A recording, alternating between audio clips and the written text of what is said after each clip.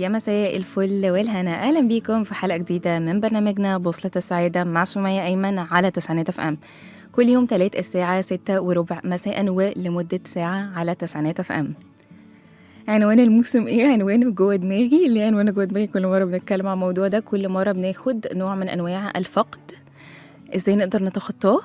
ليه برضه اسمه جوه دماغك اسمه جوه دماغنا علشان يعني بحاول ان انا اشارك معاكم افكاري او التجارب مثلا اللي انا عشتها ليها علاقه بالنوع ده من انواع الفقد، او حتى لو اللي حواليا عايشوا حاجه شبه كده، وطبعا موافقين ان انا اقول يعني عشان ما تفهموش غلط.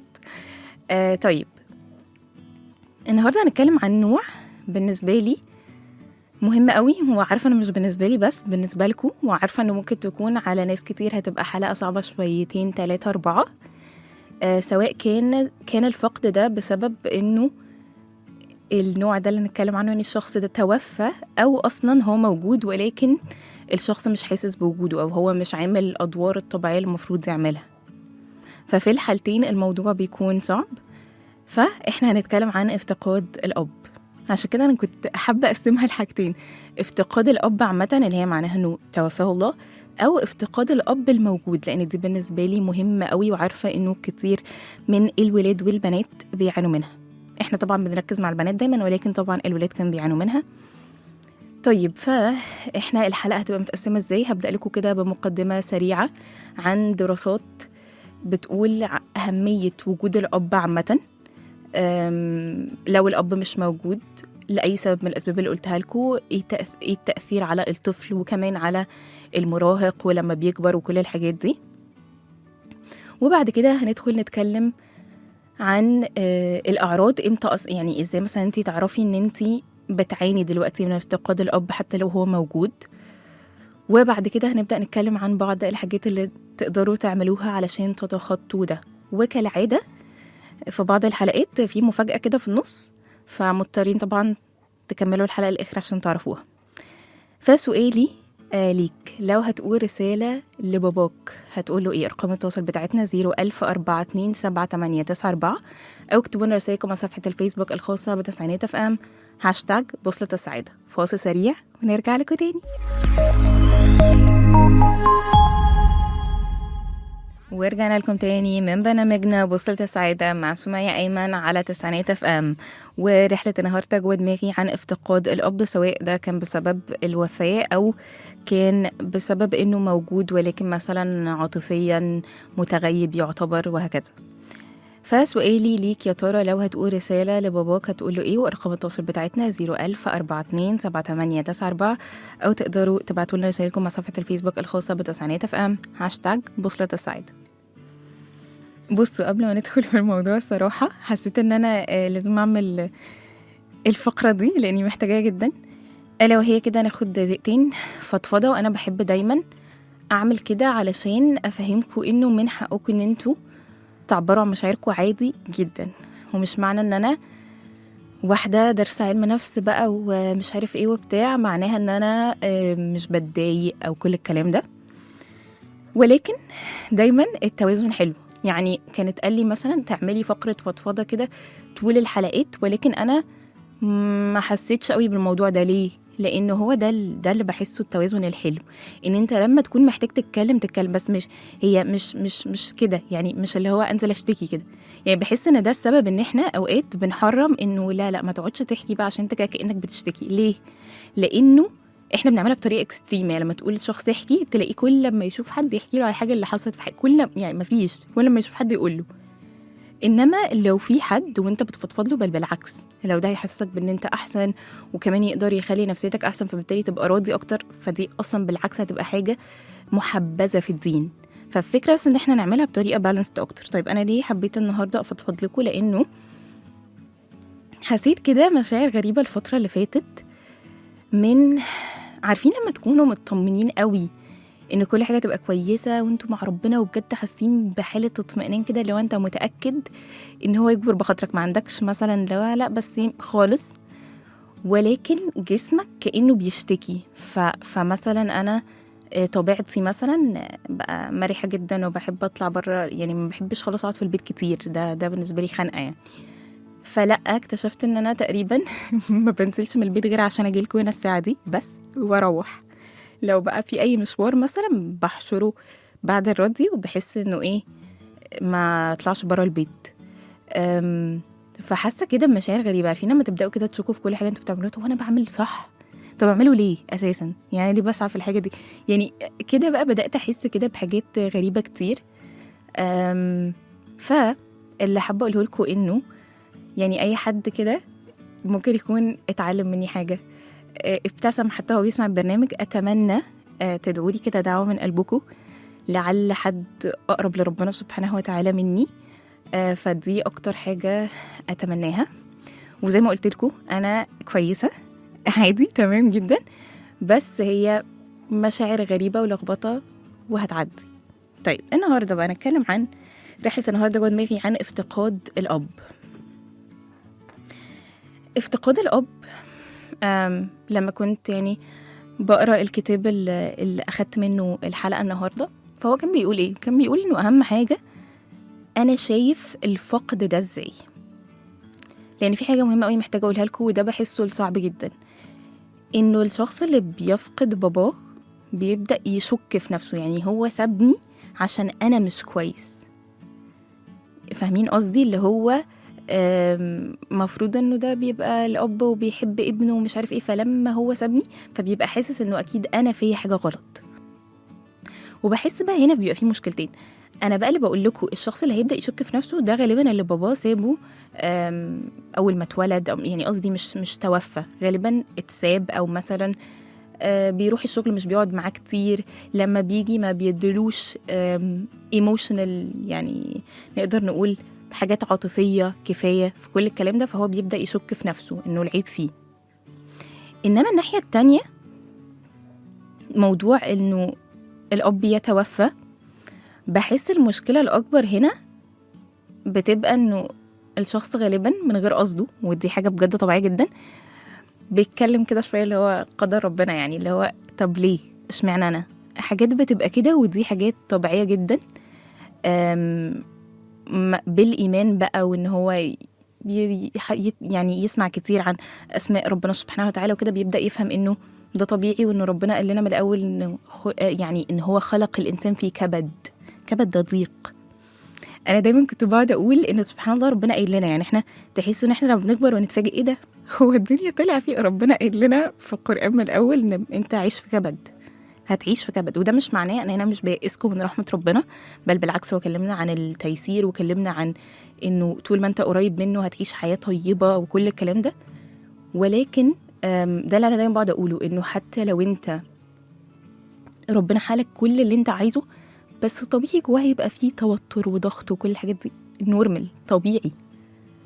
لذلك بحس انه اكبر مشكله عندنا انه عيلتنا ممكن تكون معلمتناش ازاي نتعامل مع الفقد، وان كل حاجه ليها لايف سبان، كل حاجه ليها وقت وبتمشي فيه. عشان كده اكبر تعلق والتعلق الاساسي في حياتنا بيبقى بربنا سبحانه وتعالى، لانه ربنا دائما وابدا موجود سبحانه وتعالى معاك على طول في اي وقت، حتى وانت بعيد عنه. يعني انت بعيد عنه، يعني مثلا مش ان ربنا هيقرب لك لما لا، انت حتى وانت بعيد هو سبحانه وتعالى انت مجرد ما بتناديه موجود.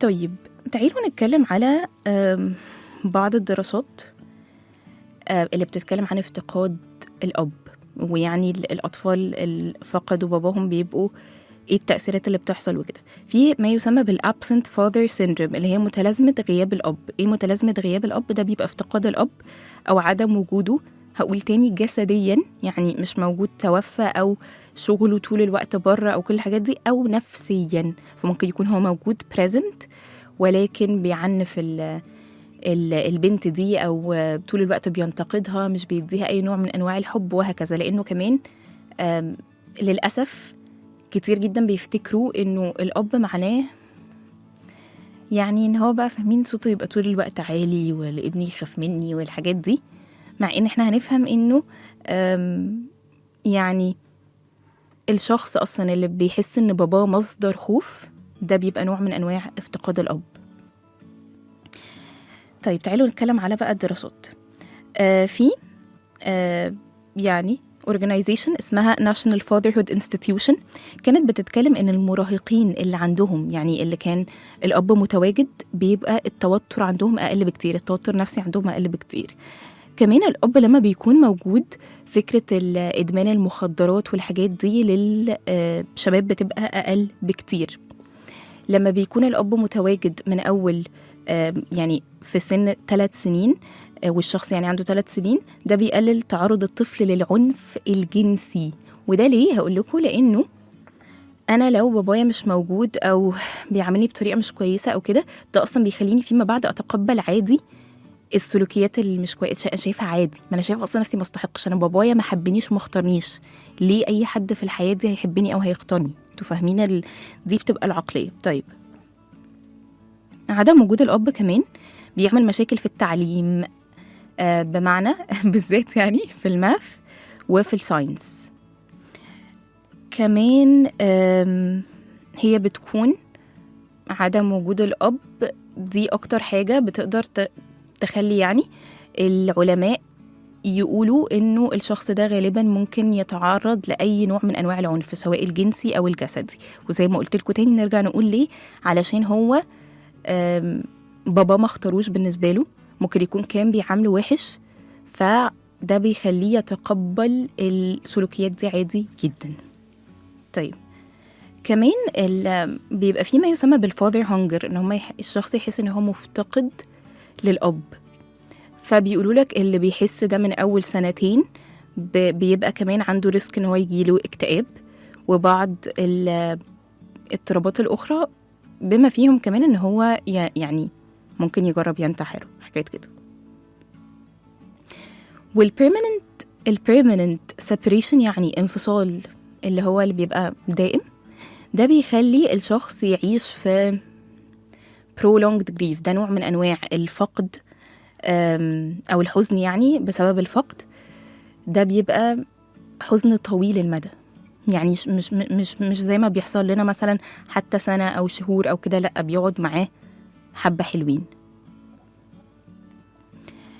طيب الأطفال بيحزنوا على فراق الأب بعد الطلاق كأنه مات، يعني هو بيعتبروه بالنسبة لهم، أو أنت هتلاقي الحزن والحالة اللي هو داخل فيها نفس الحالة لو الأب ده توفى.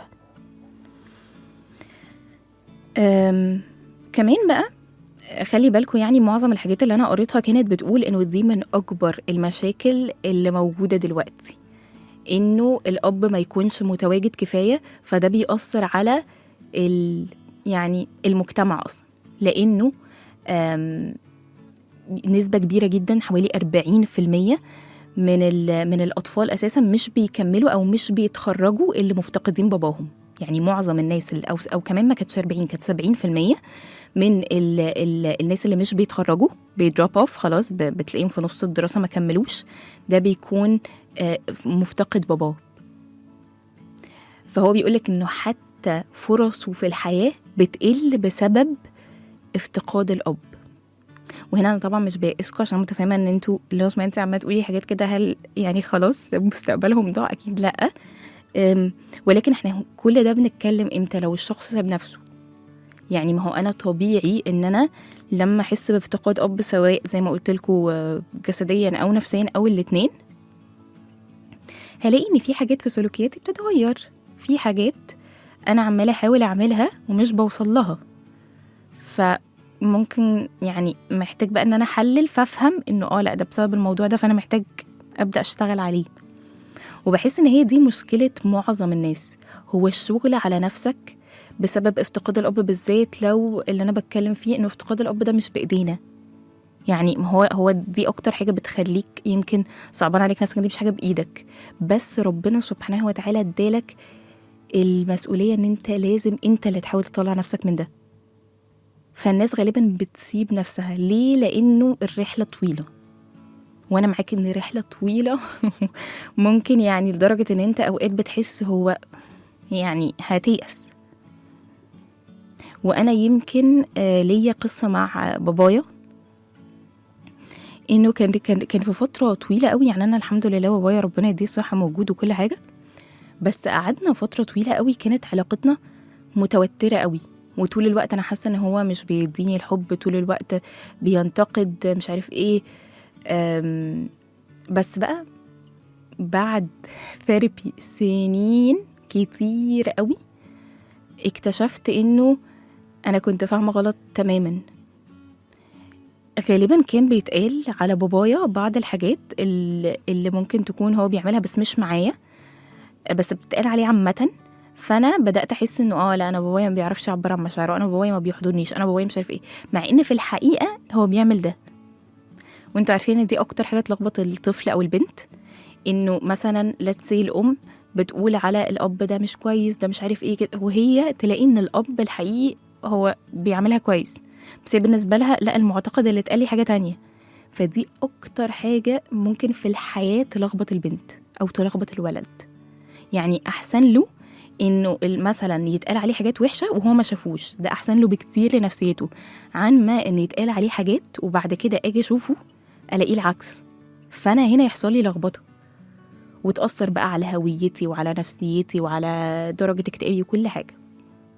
تعالوا بس نروح لفاصل، نرجع نكمل كلامنا. بفكركم بسؤال حلقتنا، يا ترى لو هتقول لباباك رسالة هتقوله ايه؟ ارقام التواصل بتاعتنا 010427894، او اكتبوا لنا رسائلكم على صفحات الفيسبوك الخاصة بتسعينات اف ام #بوصلة السعادة. فاصل سريع نرجع لكم تاني.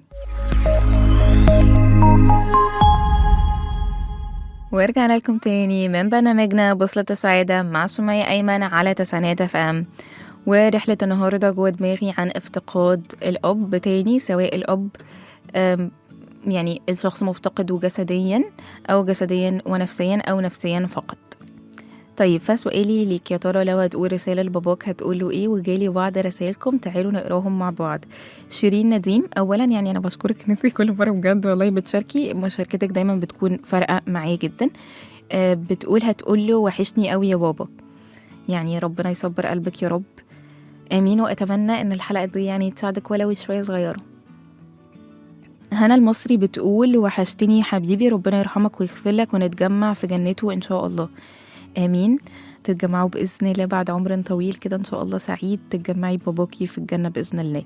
طيب كمان نو مرسي أعتقد، يعني بصي أنا مش عارفة أنا بقولها صح ولا لأ، بس سامحيني لو أنا قلت اسمك غلط. بتقول وحشني موت كتير قوي يا بابا، ونفسي تبقى معايا في أيامنا الحلوة. كمان فاطمة مصطفى بتقول وحشتني قوي قوي يا حبيبي، يعني ربنا يصبر قلوبكم يا رب. وافتقاد الأب يعني بيكون أكيد كده كده صعب، بحسه في كل الحالات عامة، يعني في كل حالة بيكون ليها صعوبتها. وزي ما اتكلمت مع كتير قوي فقدوا باباهم، يعني توفاه الله، كانوا بيقولوا لي انه ممكن تبقى بتتعايشي في الحياة بس كده كده بتفضلي عامة حزينة. يعني الحزن مش اللي هو، مش هقول مش بيقل، بس اللي هو هي ستيل دايما مفتقداه ودايما حاسة بالحزن ده حتى لو هي مكملة في الحياة. طيب هنتكلم على زي ما قلت لكم متلازمة غياب الأب، أو بيسموها يعني في سايكولوجي باسم تاني هو الفاذر ووند، اللي هو جرح الأب. ده بيكون صدمة ما تعالجتش بين الأب وابنه، وده بيكون بسبب عدم تواجد الأب أو عنفه، أيا كان عدم مش متواجد أو بيعنف. بيكون مثلا منه إيه؟ إن الأب ده كان controlling و overprotective، يعني كان بيتحكم زيادة وكان بيحمي الشخص زيادة عن اللزوم. طب سمية، هو ليه دايما الحماية زيادة عن اللزوم؟ سمعناك يعني كتير بتقولي إن هي حاجة مضرة. حاجة مضرة ليه؟ لأن أنت بان انا احمي، يعني ان انا احمي ابني زياده، انا عارفه انا بقول له ايه؟ انا بقول له انت غير جدير، انت ما تقدرش تعمل حاجه، فبالتالي محتاج حد يحميك بس. فلذلك الشخص ده ممكن بقى يطلع اعتمادي، طبعا عدم ثقه بالنفس، حاسس ان هو ملهوش قيمه، حاجات بقى كتير جدا يمكن تتخيلوها. كمان زي ما قلت لكم غياب الجسدي سواء كان بسبب شغله، بسبب وفاه، أو غياب نفسي وعاطفي. طيب إمتى ممكن يحصل المتلازمة دي أو الصدمة دي اللي ما اتعالجتش وطبعا تأثيرها لما يكون الأب انتقادي، لما يكون الأب أصلا عنده مرض نفسي، فبالتالي هو هيتعامل غلط بناء على مرضه النفسي. فمعظم الدراسات بتقول إنه الأب اللي عنده يعني اضطراب أو كده وخلف، فابنه بيكون بيعاني من بعض المشاكل النفسية. الأب أصلا يكون كان عنده مشكلة مع باباه، فبالتالي بيعمل إيه؟ بيعيدها مع الابن بالظبط، كوبي بيست. أوكي. طيب عنف جسدي جنسي أو عاطفي من الأب، مش بيديله يعني بإهمال يعني الاحتياجات الجسدية والنفسية. يكون إنه الأب بسبستنس يوز، يعني بيشرب خمرة، مخدرات، أي حاجة من الحاجات دي. طلاق، وشرحت لكم إنه هو الطلاق والموت يعني ورا بعض، بس شرحت لكم كمان إن الأطفال يعني بتحزن على الطلاق وكأن الأب توفى. وعايزاكم تتخيلوا ده. واحنا ليه بنقول الأطفال؟ لأنه الطفل بالنسبة له هو مش فاهم يعني إيه ما أنا طلعت في الحياة دي كانوا 2 عايشين مع بعض، هما اللي بيربوني، فجأة حد تاني فيهم مشي، بغض النظر بقى بيجيلنا بس هو مش دي حاجة بترعبهم، يعني حاجة طبيعية جدا إنها تكون عليهم صعبة. طيب الناس كلها اللي عندهم الفاذر ووند أو الصدمة دي اللي ما اتعالجتش بيقولوا إن هما بيشعروا ببعض المشاعر، منهم السايلنت تريتمنت، إنه الأب كان بيستخدم معاهم الصمت العقابي. يعني إن أنا لما أتضايق منك، طب أنا بقى مش هكلمك ولا هرد عليك، عشان إيه؟ أنا بعاقبك يعني. أوكي. أو مثلا كمان إن الأب يعمل حاجة شبه إنه، ودي برضو بيسموها نوع من أنواع الصمت العقابي، إنه مثلا لو هو عمل غلطة فما فيش أكل، أو مش هيحضنه، أو مش كده، فكأنه بيسلب منه الحب بسبب الحاجة اللي هو عملها. إنه كمان بيقولوا إن هما بيحسوا إن هما مش عارفين يعملوا أي حاجة عشان يرضوا باباهم. عارفين لو أنا عملت له كل حاجة هو برضو مش راضي، هي نفس الكونسبت. إن الأب يعني كمان بيشعروا إن هو بيقلل منهم، وبيشعروا إن الأب ده مصدر خوف. طيب سمية، هو احنا دايما كنا بنقول، ودي حقيقة أنا كنت بسمعها بصراحة من أهلي، إنه الأم محتاجة هي اللي تطبطب وكده، والأب لازم يبقى فيه بعض من الخوف كده، إنه يعني فاهمة اللي هو لو البنت عملت حاجة أنا هقول للبابا والحاجات دي وكده. هقول لكم حاجة، أكيد الأب محتاج هو كده اللي بيجايد أكتر، هو اللي بيرشد، بيعلم اكتر، ولازم يبقى عنده حزم. بس في فرق كبير قوي بين الحزم وبين ان هو يبقى مصدر خوفي. يعني انا مثلا عملت حاجه وقاعده بقى كسميه مرعوبه انه بابايا يعرف، ده هنا اللي بنتكلم فيه. فزي ما قلت لكم هي كلها ليها علاقه بالتوازن، بس فكره ان انا بقى مرعوبه وبترعش يا لهوي وبابا جاي وانا يعني ده وحش جدا جدا. طيب ايه الاعراض بقى؟ اعرف منين ان انا ممكن اكون بعاني من متلازمه غياب الاب؟ أول حاجة يبقى في مشاكل نفسية زي الانكزايتي والدبريشن، التوتر والاكتئاب. الاحترام الذات قليل جدا. عنده perfectionism، طول الوقت عايز يعمل أحسن حاجة وعايز كل حاجة تطلع perfect. وخلي بالكو إن أنا عايزة حاجة تطلع perfect، عايزة تطلع 100%، معناه إن أنا هأخر حاجات كتير، لأنه بكتشف في الآخر إن حاجة مش هينفع تطلع 100%. كمان بيبقى عندهم rigid behavior، بيبقى عندهم كده يعني السلوك ممكن نقول عليه قاسي أو متسلط، وده بيبقى للولاد أكتر. نوبات غضب، ونوبات غضب دي بتبقى بسبب إن المشكلة اللي ما اتحلتش ما بينه وما بين باباه عاملاله غضب، أو عاملاله مشاعر دفينة هو ما طلعهاش، فبيطلعها في الغضب. على فكرة في حاجات تانية، إن هو بس يبقى عصبي يبقى نوبات غضب، مش لازم يكون على الحاجة دي. كمان بيبقى عنده علاقات غير صحية، بمعنى إنه زي ما قلت لكم هيتقبلوا حاجات ما تقبل إنها تتضرب مثلا في العلاقة عادي، لأنه بابايا أصلا كان بيهزقني وكان بيعمل صباح الفل يعني عادي. وكمان عندهم مشكلة في إن هم يحطوا حدود للناس، يعني عندهم صعوبة في إن هم يقولوا لأ دي عليهم صعبة جدا. بيبقى كمان في مشكلة بقى هنا، بيبقى عنده مشكلة في التعلق، فبتبقى حاجة من الاتنين، يا إما الشخص ده بيبقى تجنبي، فالبنت أو الولد بيبقوا خايفين جدا من يعني طول الوقت بيتجنبوا العلاقات وعندهمش ثقة يعني في الطرف الآخر، أو عندهم الانشس اللي هي القلق، التعلق القلق، وده بيكون بقى من الآخر يعني مش قصدي حاجة، بيبقى تلزيق شوية طول الوقت. هو بجد انت لسه بتحبني، الحاجات اللذيذة دي أكيد فهمتوها. وأوقات بيكون ما بين الاتنين، يعني شخص يبقى شوية تجنبي وشوية قلق، فما بين ده وده. طيب تعالوا بقى أفرق لكم ما بين التأثير على الولد والتأثير على البنت. التأثير على الولد بيكون محتاج دايما حد ذو كده سلطة، ماشي، عشان هو مفتقد باباه. فعارفين مثلا لما يبدأ مثلا ممكن مديره فيتعلق ب مش عارفة بصاحب باباه، حاجات شبه كده.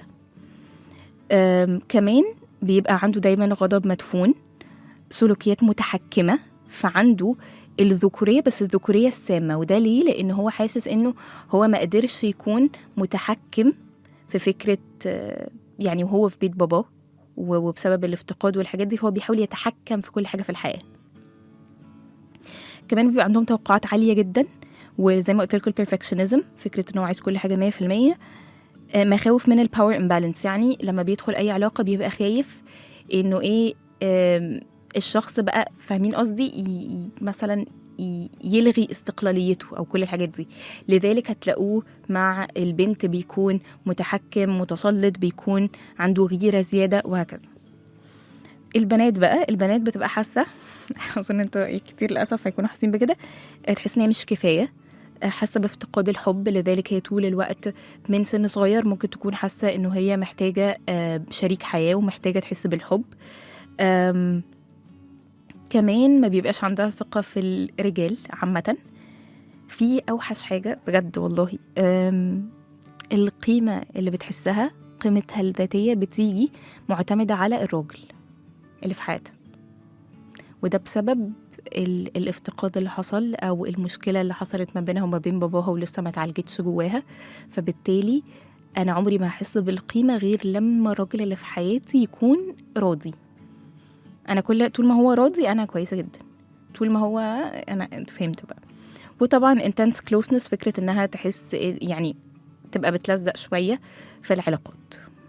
تعالوا بس نروح لفاصل نرجع لكم تاني، ولكن بفكركم بسؤال حلقتنا. يا ترى لو هتقول رسالة لباباك هتقول له ايه؟ ارقام التواصل بتاعتنا 010427894، او اكتبوا لنا رسائلكم على صفحة الفيسبوك الخاصة بتسعينات اف ام #بوصلة السعادة. فاصل سريع نرجع لكم تاني. ورجعنا لكم تاني من برنامجنا بوصلة السعادة مع سمية أيمن على تسعينات اف ام، ورحلة النهاردة جوه دماغي عن افتقاد الأب. طيب أنا قلت لكم إن في مفاجأة، ألا وهي إن إحنا معانا ضيفة في مداخلة، هي صاحبتي أميرة متولي، وهي كانت معايا يعني إحنا درسنا مع بعض السايكولوجي، وهي حاليا بتعمل كمان ماجستير في علم النفس، وعندها كده قصة مع افتقاد الأب. فمساء الفل. مساء الخير. ازيك يا أميرة، عاملة ايه؟ ازيك يا بنت، عاملة ايه؟ الحمد لله، انت كله حلو؟ الحمد لله. طيب تعالي بقى بصي، احنا النهاردة بنتكلم عن افتقاد الأب. فأنا عارفة ان انت يعني عديتي بالتجربة دي، فممكن تحكي لي عامة عليها، وأكتر حاجة نفسي ان انت تقوليها يعني في الأول كان ايه، عشان أكيد في الأول فاهمة الموضوع بيبقى أصعب، وبعد كده حاسة مثلا دلوقتي هل في تحسن ولا ستيل فاهمة قصدي ايه المشاعر اللي بتكوني حاسة بيها أكتر؟ بصي أنا أحكي لك يعني قولي لي برضو لو أنا بجاوب على اللي انت عايزاه ولا لأ يعني. يلا لا قولي يلا. بس يعني أنا بصي، هو الموضوع يعني أنا حاسة إن هو it changes يعني او بيتغير حسب الوقت اللي انت فيه. فطبعا في الاول الموضوع كنت حاسه ان هو يعني انا حاسه ان انا ابتديت احس بيه بعد فتره، وبتحس بيه اكتر في مواقف معينه يعني مش اللي هو الموقف نفسه، مش الفاكت نفسها انه باباكي ما عادش موجود، فاهمه قصدي؟ هي المواقف اللي بتحصل بقى يعني. وفعلا فكره انه grieving someone او ان انت تكوني مفتقده حد بتكون حاجه يعني وساعات تحسي ان انت خلاص تخطيتي الموضوع ويحصل حاجه تحسي لا انت لسه متاثره، فاهمه قصدي؟ وفي نفس الوقت دي البارت الصعبه شويه، بس في نفس الوقت حاسه ان يعني انا بالنسبه لي تجربتي انا الشخصيه بحس ان انت ممكن حد يكون مش موجود بس هو موجود، فاهمه قصدي؟ وفي ناس موجوده معاكي بس هي مش موجوده. فدي برضو حاجه دايما بفتكرها، ان انا الحمد لله بابايا عشان الحاجات الجميله كتير قوي اللي انا اتعلمتها منه، وحتى البريزنس بتاعه حتى لو فتره قصيره في حياتي، بس انا اتعلمت منه كتير قوي. فالحاجات دي طول ما انا عايشه بيها، والبركه الحاجات الحلوه قوي اللي كلها بركه، الحاجات الجميله اللي هو علمهاني طول الوقت برضو عايشه بيها، فانا ستيل حاسه البريزنس بتاعه في حياتي، فاهمه قصدي؟ حلو قوي. طب هقول لك بقى حاجه، انت قلتي لي ان بيبقى في اوقات الموضوع اللي هو بتحسي ان انت تخطيتي وبعدين موقف كده يعلق معاكي فتحسي ان انت فاهمه اللي هو مشاعر بدات تزيد، بتعملي ايه بقى في الوقت ده؟ بصي انا حاسه والله يا سمسم ان ما فيش حاجه اسمها تعملي ايه، يعني انا حاسه ان احسن حاجه تعمليها ان انت تخلي نفسك تحسي اللي انت حاساه. اتقبل مشاعري امشي معاها. نعم، بقول لك اتقبل مشاعري وامشي معاها بالظبط. يعني انا في الاول كنت بحس اللي هو ان يعني انا حاسه ان انت اهم حاجه تقوليها لنفسك ان ده حاجه طبيعيه، شعور طبيعي، وان مثلا مش عشان فلان مثلا بطل يحس الشعور ده من بعد سنه، فاهمه قصدي؟ يبقى انت لازم نفس الحاجه. لا صح. كل حد التجربه بتاعته مختلفه، فكل المشاعر فعلا بلا استثناء مشاعر طبيعيه وبتحاول تقول لنا حاجه، فاهمه قصدي؟ يعني كل المشاعر هي بتحاول تقول لنا حاجه، فان احنا نحاربها مش هنستفيد حاجه، بالعكس انت لما بتحاولي تحاربي شعور بيقعد اكتر، بتزيد. صح. انا حاسه ان انت محتاجه تتقبلي اي حاجه بتحصل لك، تتقبليها، ما تحاربيش معاها. حلو قوي. يعني ما تحاربيهاش، سوري. بس ايوه. فيعني انا حاسه ان عشان فعلا قاعده افكر انا كنت بعمل ايه، يعني ما فيش حاجه اقدر اقول لك ان انا كنت بعملها طبعا، عشان برضه في بارت كبير قوي ربنا. يعني عارفه الواحد لما يقعد يقول اللي هو يعني لما تحسي ان انت بجد، مثلا انا كنت بتخيل لو انا في يوم من الايام بابايا ما كانش موجود قبل ما بابايا يتوفى، مستحيل كنت اقدر اتخيل الموضوع ده، مستحيل كنت اقدر اتخيل ان انا هتعايش معاه. بس سبحان الله، يعني فعلا زي ما ربنا بيدي الابتلاء بيدي الصبر وبيدي القوه ان انت تقدري تتحملي. فبرضه في بارت كبيره قوي انا مش قادره اقول لك حاجات احط ايدي عليها، عشان في حته كبيره قوي انا بجد مش عارفه ازاي، فاهمه قصدي؟ يعني ايوه فهماكي قوي، فهماكي قوي. طب هقول لك بقى ده سؤال بالنسبه لي يعني متحمسه قوي اعرف اجابته. هل دراستك لعلم النفس ساعدتك في الموضوع الجريفنج؟ طبعا. هو يعني مثلا افكار كثيره، فكره ان انت تتعايشي مع مشاعرك، السايكو اديوكيشن عامه، طبعا لا طبعا ساعدني كتير. فكره اصلا ان انت كحد دايره علم نفس، انت بالنسبه لك المشاعر دي بتديها قيمه قوي، فاهمه قصدي؟ فاهماكي. فان انت يعني في ناس كتيره بالنسبه لهم ممكن ما يكونوا بيتخانقوا مع مشاعرهم، او بالنسبه لهم المشاعر دي حاجه نيجاتيف او كده، بس انا بالنسبه لي عشان انا درست الموضوع وعارفه الايفكت بتاع ان انا اشوف مشاعري بالطريقه دي، فخلاني اعرف اتصالح مع مشاعري، يعني اخدها على محمل، فاهمه؟ يعني اخد المشاعر دي انها حاجه مهمه وحاجه تقدريها، مش حاجه تكرهيها او تكوني عايزه تهربي منها. وبرضو ان انا شفت تجارب ناس كتير حواليا، فشفت ان قد ايه كل حد تجربته مختلفه، فده برضو ساعدني ان انا اشوف انها تجربتي طبيعيه، مش تجربه مفيش حاجه مثلا اقول ايه ده انا ازاي لسه حاسه كده، انا ازاي لسه بيحصل لي كده، فاهمه قصدي؟ فاهماكي قوي. فبيخليكي تتقبلي الحاجات من غير ما تحسي ان هي غريبه، او ان انت تكوني متضايقه منها او متعصبه منها. حلو قوي. طيب هقول لك بقى حاجه، هل في يعني لو في رساله هتقوليها لباباكي الله يرحمه تقولي له ايه؟ صعب ده يا سمسم. انا اسفه والله. لا عادي. مش عارفه، يعني انا دايما بقول له شكرا قوي انك ابويا، يعني وشكرا قوي ان بجد يعني انا حاسه ان هو اكتر حاجه سابها لي في الحياه دي ان هو كان بني ادم كويس، يعني فاهمه قصدي؟ ان انت بجد احسن حاجه تقدر تعملها لاولادك مش اي حاجه في الدنيا، انت بس لو انت كنت بني ادم كويس مع الناس اللي حواليك. يعني انا كل الحاجات اللي اتعلمتها من بابايا حاجات قليله قوي، هو قاعد بيقول لي اعملي كذا وما تعمليش كذا. انا شفته هو كان بيعمل ايه، وهو بجد كان انسان. يعني من احلى من يعني كلمه انسان دي كلمه قيمه قوي بالنسبه لي، وهو كان انسان جدا.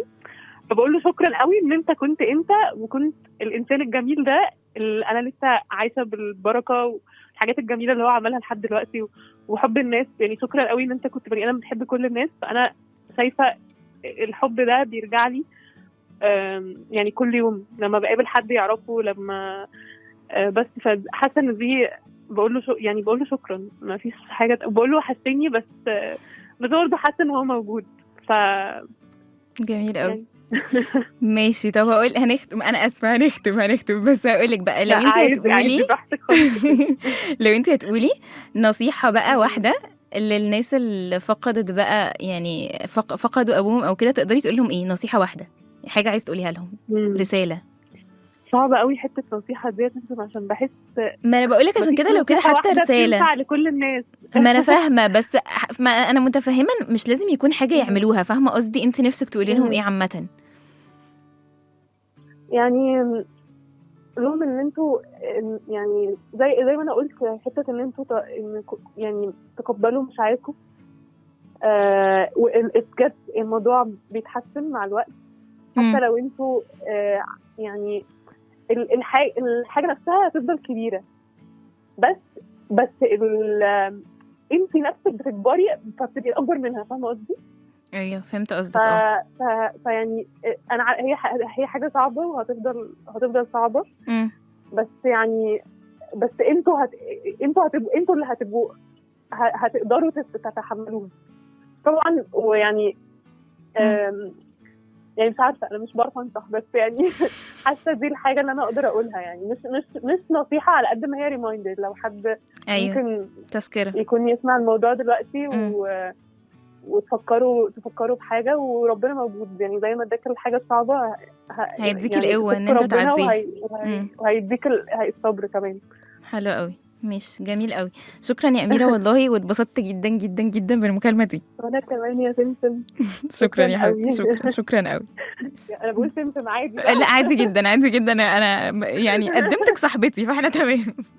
ماشي، باي باي باي باي. طيب زي ما انتوا شفتوا، اولا يعني ربنا يصبر كل حد فقد باباه. وفعلا حاسه من اهم الحاجات اللي اميره قالتها ان انت ما تقارنش تجربتك بحد تاني. انا دي بالنسبه لي اهم حاجه.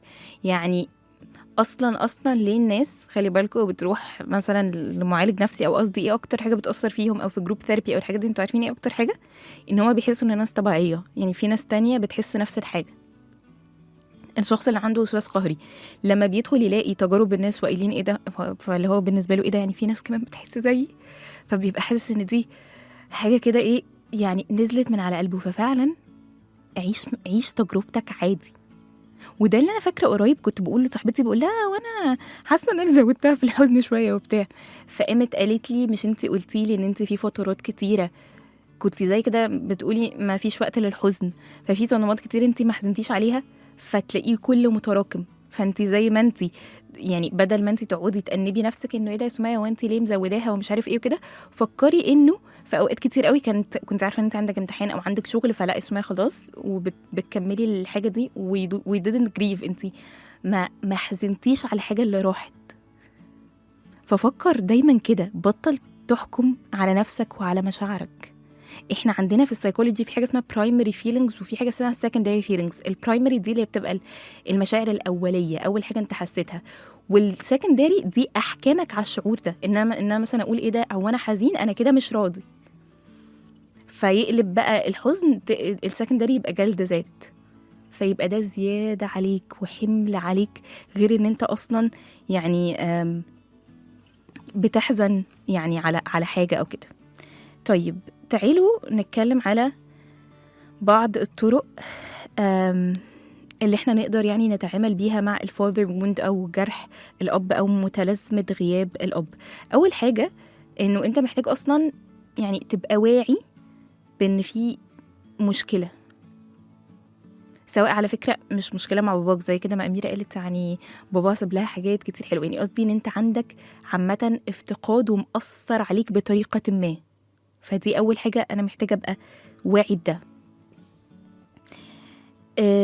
التاني حاجة محتاج إن أنت تحب نفسك. أنا عارفة إنه أنت هتحس بكلام كليشيه قوي يا سمية، فاهمة قوي، وده على فكرة بقوله لأي نوع من أنواع الافتقاد، بالذات الأشخاص اللي كان عندهم أب انتقادي أو موجود وهم حاسين طول الوقت إن هو شديد عليهم أو إن هو مش بيديهم الحب.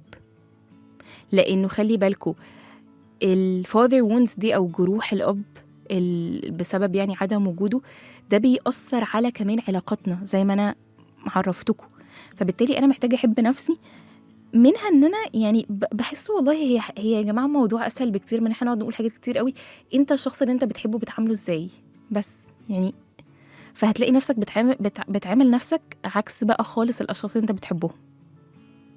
فلما بتعمل حاجه غلط بتعمل ايه؟ طب انت مثلا لما صاحبك الانتيم بيجي يقول لك ده انا عملت 1 2 3، بتيجي بقى تقول له بقى ده ربنا مش هيسامحك وانت شخص مش كويس، بتعمل له كده؟ ما حدش هنا بيعمل لحد اكيد بيحبه كده. فهي دي الفكره، كل ما انت يحصل حاجة أو تسمع كلام اللي هو المناقشات اللي بتحصل جواك، فكر هو أنا لو كان صاحبي اللي عمل إيه، صاحبي اللي أنا بحبه لو كان عمل كده أنا هقول له إيه، وابدأ أغير طريقة كلامك مع نفسك. أنا أعتقد في حلقة من الحلقات كنت بتكلم عن دور الضحية وطلعت لكم مسجاتي لنفسي قبل ما أحبها وبعد ما حبيتها. أنا قبل ما أحبها كنت بقعد يعني اللي هو بقى إيه، لا يعني انتي اوحش شخص في الكون وربنا يعني يغفر لك بقى من عنده. كان بجد دي بتبقى الحاجات دي، وانتي شخص مش راضي وحياتك زي الفل، يعني كنت بجد دي الطريقه اللي كان بيها نفسي. لو شفته دلوقتي كل مسجاتي مع نفسي بتبقى اللي هو سمية دي هتعدي، انتي قويه قوي بجد، هيجي يوم كده وهتدخلي وبدل ما تقولي ان انتي حزينه هتقولي ان ربنا جبر بخاطرك. دي طريقتي دلوقتي مع نفسي، عشان انا لو بكلم حد بحبه هكلمه كده. وطبعا يعني اتمنى بجد اللي يقدر يعمل، مش هقول رياضه، انا دايما بقول مشي. المشي ده يا جماعه سحري سحري، انا مش بهزر، بالذات لو انت في الطبيعه، لانه الدراسات قالت مليون الف حاجه عن قد ايه الطبيعه مهمه ليك والمشي كمان قد ايه مهم ليك، فالاتنين مع بعض بيعملوا كومبو لذيذ جدا. لو انت قادر تروح جلسات روح، ولكن زي برضو ما أميرة تاني قالت السايكو اديوكيشن، انا ما عنديش مثلا دلوقتي القدره ان انا اروح. ايذر تقدر تعملها في جروب ثيرابي، انه ده بيكون فلوسه اقل بكتير وبرضه بتحس بطبعا تحسن رهيب، او اصلا ان انت تبدا تتعلم، يعني تدخل تتعلم عن المشاعر ومفروض تتعامل معاها ازاي. كل الحاجات دي بتفرق جدا. بالنسبه للولاد لو هنصحهم نصيحه، ما تكونش زي باباك ده. انا مش بتكلم طبعا على الاب المتوفي، انا بتكلم على لو هو كان الفقد بتاعه ان الاب كان انتقادي وكان وحش معاه، انت تتعالج ازاي. ومعظم يعني كتير قوي من الدراسات قالت ان العلاج بيكون كده، ان الولد يقرر ما يكونش يعني نفس نموذج الاب مع ابنه، فيقرر ان هو يتغير. انا كان نفسي ان بابايا يبقى بيحضني، يبقى بيتكلم معايا، يبقى بيشجعني، فيعمل ده مع ولاده. فده بيكون سبب من أسباب أصلا العلاج. هل ده سهل؟ هو سهل كلام كده، بس لما بتيجي كده في الحقيقة هو الموضوع مش سهل ومحتاج طول الوقت وعي. لأن أنت لو سبت نفسك أصلا هتلاقي إن أنت بالظبط حتى الحاجات اللي أنت كنت بتقول أنا مش عايزة أعملها زي بابايا بتعملها بالملي، يعني بكل سهولة. للبنات بقى هنقول إنه محتاجة تشتغلي قوي على حب الذات اللي أنا اتكلمت فيه، عشان تعرفي تختاري بارتنر أو شريك حياة يديكي الأمان، مش إن هو تعيدي نفس السيناريو تاني أو تعيدي نفس الشعور اللي حسيتيه مع باباكي، ألا وهو إن أنتي ملكيش قيمة. فدي أكتر حاجة محتاجة تعمليها. فبالتالي يعني اللي هقولهولك إنه ما تحاوليش تسدي الخانة بتاعت احتياج باباكي بحاجات خارجية صدقي من جوه، ان انا احس انا بقيمتي الاول. فلما ابدا احس بقيمتي الموضوع بيتغير تماما. وهتلاقي بقى حاجه حلوه جدا، دي حاجه محتاجه اقولها لكم عشان ما تتخضوش. في الاول بتروحي للاكستريم، يعني بتحسي شويه ان انت بقيتي نرجسيه، لو انا اي حد هيجي عليا بس انا خلي بالك انت مش حاسس بقيمتي، ده عادي، ده عادي. يعني لازم اروح للاكستريم عشان ارجع للنص.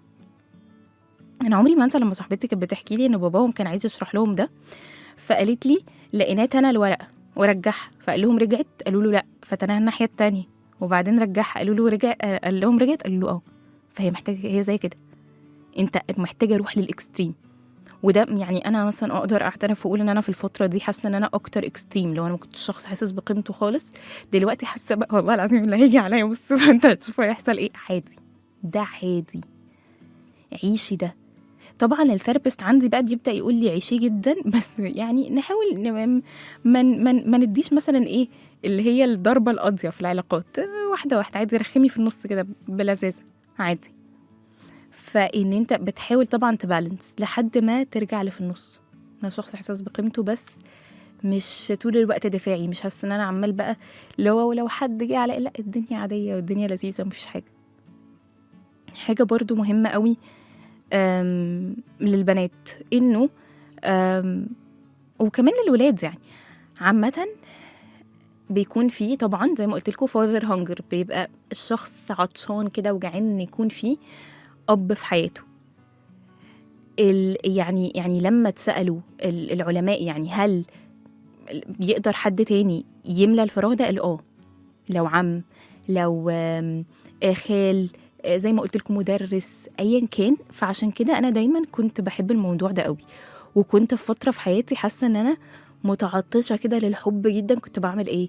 طب ما انا عندي عم بابايا اللي هو في الدين جدي، طيب فبروح وبيكلمني وبيحضني ونقعد مع بعض. لازم تعمل كده، يعني انتوا لازم نلاقي كده طرق ما بقاش حاسس انه انا عاجز. اوحش حاجه بتخلينا ان احس ان انا عايز، مفيش حاجه اعملها، دايما في حاجه تعملها دايما. انا لازم هختم بايه؟